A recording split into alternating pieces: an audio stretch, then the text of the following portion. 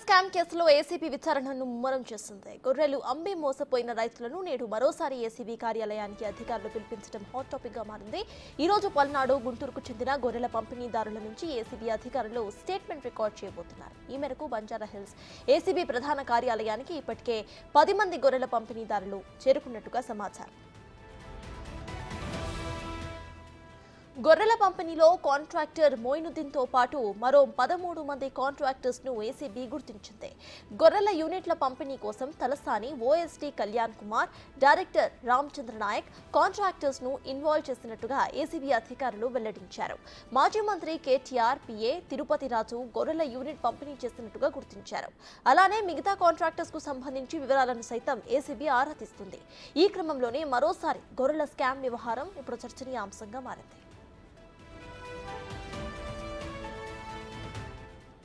ఇదే విషయంపై పూర్తి డీటెయిల్స్ మా ప్రతినిధి సురేష్ అందిస్తారు. సురేష్, చెప్పండి, ప్రెసెంట్ అక్కడ అప్డేట్స్ ఏంటి? గొర్రెల స్కామ్ పై అక్కడ ఎవరైతే మోసపోయిన లబ్ధిదారులు ఉన్నారో వాళ్ళు ఆల్రెడీ అక్కడికి చేరుకున్నట్టు తెలుస్తోంది. సో ప్రెసెంట్ అప్డేట్స్ ఏంటి?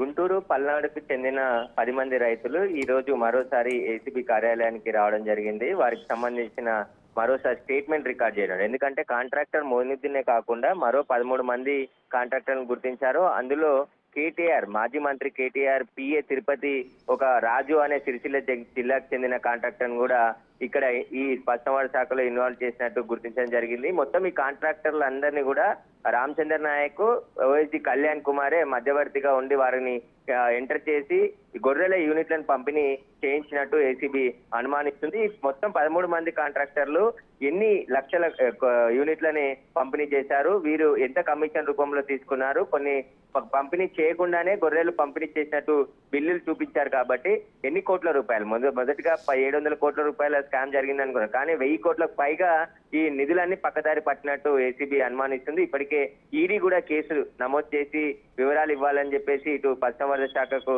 లేఖ రాయడం జరిగింది. ఒకవైపు ఈడీ దర్యాప్తు జరుగుతుంది, ఒకవైపు ఏసీబీ దర్యాప్తు జరుగుతుంది. ఈ దర్యాప్తులో భాగంగానే ఇప్పుడు రైతుల నుంచి మరికొంత సమాచారాన్ని తీసుకోవడానికే ఈ రోజు ఏసీబీ కార్యాలయానికి పిలిచినట్టు తెలుస్తుంది. ఈ రోజంతా వారికి సంబంధించిన స్టేట్మెంట్ ను మరోసారి ఏసీబీ అధికారులు రికార్డ్ చేయబోతున్నారు.